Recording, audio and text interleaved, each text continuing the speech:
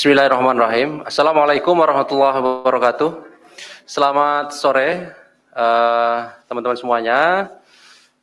Sore hari ini KPK akan mengumumkan sekaligus melakukan upaya paksa penahanan terhadap para tersangka yang telah ditemukan di dalam proses penyidikan. Sebagaimana yang kami sampaikan kemarin bahwa KPK saat ini sedang melakukan kegiatan penyidikan dugaan korupsi penerimaan hadiah atau janji terkait dengan pengadaan barang dan jasa pada Dinas PUPR dan juga pengesahan APBD Kabupaten Muara Enim, Sumatera Selatan tahun anggaran 2019.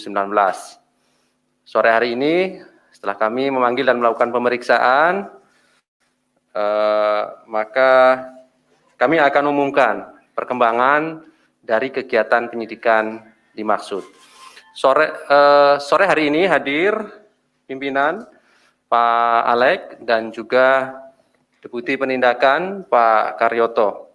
Nanti akan dibacakan terkait dengan pengumuman dan penahanan dimaksud, termasuk konstruksi perkaranya, pasal-pasal dan juga siapa saja yang ditetapkan sebagai tersangka. Baik, kami silakan Pak Alek untuk membacakan poin-poin perkembangan dari penanganan perkara dimaksud. Ya, selamat sore, selamat malam. Saya akan menyampaikan terkait dengan perkembangan penyidikan perkara pengadaan barang dan jasa di Dinas PUPR dan pengesahan APBD Kabupaten Muara Enim tahun 2019. Dalam perkara ini sebelumnya KPK juga telah menetapkan 6 tersangka, 5 orang ini sudah diputus dan sudah berkekuatan hukum tetap, dan 1 orang saat ini juga masih berjalan persidangannya di Pengadilan Tipikor Palembang.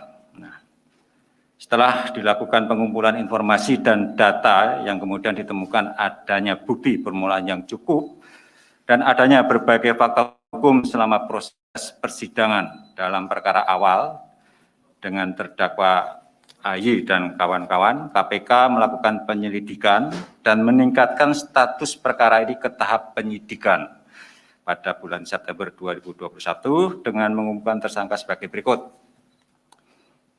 IG, IJ, AYS, ARK, MS, MD, MH, FR, SB, dan PR. Jadi ada 10 orang yang semuanya adalah anggota DPRD Kabupaten Muara Enim periode 2019-2023. Adapun konstruksi perkara diduga telah terjadi sebagai berikut. Untuk mendapatkan proyek pengadaan barang dan jasa di Dinas PUPR Kabupaten Muara Enim tahun 2019 pada sekitar bulan Agustus 2019, Robi Oktavalewi bersama dengan A. Elvin MZ Mokhtar menemui Ahmad Yani yang saat itu menjabat selaku Bupati Muara Enim.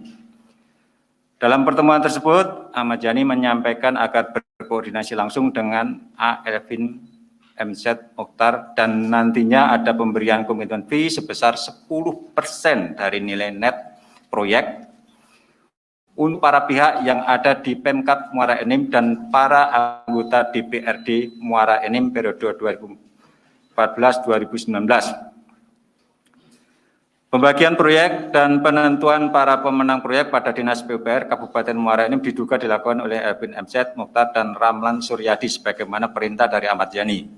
Juwarsah, Ramlan Suryadi dan tersangka IG dan kawan agar memenangkan perusahaan milik Robi Oktavalewi. Setelah Robi Oktavalewi mendapatkan beberapa proyek di Dinas PUPR Kabupaten Muara Enim tahun 2019 dengan total nilai kontrak lebih kurang 129 miliar, kemudian dilakukan pembagian komitmen fee dengan jumlah bervariasi yang diserahkan oleh Robi Oktavalewi melalui Elvin MZ Mokhtar. Pemberian uang dimaksud diterima oleh Ahmad Yani sekitar sejumlah 1,8 miliar, Juwarsah sekitar sejumlah 2,8 miliar, dan untuk para tersangka diduga dengan total sejumlah 5,6 miliar. Terkait penerimaan para tersangka diberikan secara bertahap, yang diantaranya bertempat di salah satu rumah makan yang ada di Kabupaten Muara Enim dengan nominal minimal pemberian dari Robi OTP masing-masing mulai dari 50 juta sampai dengan 500 juta rupiah. Penerimaan uang oleh para tersangka selaku anggota DPRD diduga agar tidak ada gangguan dari pihak DPRD terhadap program-program pemerintah Kabupaten Muara Enim, khususnya terkait dengan proses pengadaan barang dan jasa di Dinas PUPR Kabupaten Muara Enim tahun 2019. Uang tersebut diduga digunakan oleh para tersangka untuk kepentingan mengikuti pemilihan anggota DPRD Kabupaten Muara Enim saat itu. Atas perbuatannya, para tersangka disangkakan melanggar pasal 12 huruf A atau pasal 11 Undang-Undang Nomor 31 Tahun 99 sebagaimana telah diubah dengan Undang-Undang Nomor 20 Tahun 2001 tentang perubahan atas Undang-Undang Nomor 31 Tahun 99 tentang pemberantasan tindak pidana korupsi, junto pasal 55 ayat ke-1 KUHP, ayat 1 ke-1 KUHP. Untuk kepentingan penyidikan, tim penyidik melakukan upaya paksa penahanan terhadap para tersangka untuk 20 hari ke depan, terhitung sejak tanggal 30 September 2021 sampai dengan tanggal 19 Oktober 2021, dengan menempatkan para tersangka di rutan KPK Kafling C1 sebagai berikut: IG, AYS, MD, dan MH. Kemudian ditahan di rutan KPK pada Gedung Merah Putih, IJ, ARK, MS, dan FR. Dan ditahan di rutan KPK pada Pomdam Jaya Guntur, SB, dan BR. Untuk antisipasi penyebaran virus COVID-19 di lingkungan rutan KPK, para tersangka akan dilakukan isolasi mandiri pada rutan masing-masing. Korupsi yang melibatkan para aktor politik, termasuk di dalamnya anggota DPR dan DPRD, merupakan jenis korupsi yang paling banyak ditangani oleh KPK. Untuk itu, seluruh pihak yang berkepentingan, mulai dari partai politik sampai institusi Dewan Perwakilan Rakyat dan DPRD, harus bersama-sama memiliki komitmen politik yang bersih dan bebas dari korupsi. Para anggota DPRD telah menerima kepercayaan dari masyarakat. Sudah sepatutnya kepercayaan ini tidak digunakan untuk mencari keuntungan pribadi maupun kelompoknya.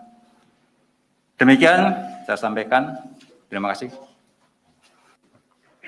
Terima kasih Pak Alek yang telah membacakan beberapa poin pengumuman dan penahanan tersangka dimaksud. Pada prinsipnya bahwa sejak pertengahan September 2021 yang lalu penyidikan ini dimulai, dan hari ini kami umumkan tersangka sekaligus melakukan penahanan. Para tersangkanya ada 10 orang anggota DPRD Muara Enim periode 2019 sampai 2023.